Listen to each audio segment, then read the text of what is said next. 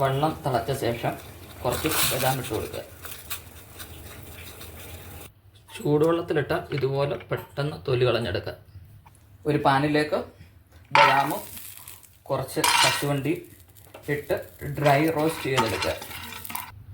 ബദാം, കശുവണ്ടി, 1 table spoon പഞ്ചസാര, 3 ഏലക്ക, 1/2 ടേബിൾ സ്പൂൺ മഞ്ഞൾപ്പൊടി എന്നിവ മിക്സിയിൽ അടിച്ചെടുക്കുക. നമ്മൾ 1 കപ്പ് പാൽ വെച്ചിട്ടുണ്ട്. അത് തിളച്ച് വരുമ്പോൾ നമ്മൾ ഉണ്ടാക്കിയ ബദാം പൗഡർ 1/2 ടേബിൾ സ്പൂൺ ഇട്ട് കൊടുക്കുക.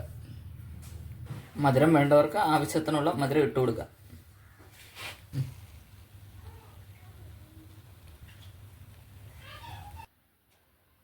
പൊതുവെ കുഞ്ഞുങ്ങൾക്ക് ബദാം കഴിക്കാൻ മടിയാണ്. കുഞ്ഞുങ്ങൾക്ക് ഇങ്ങനെ ബദാം കൊടുത്തു നോക്കൂ.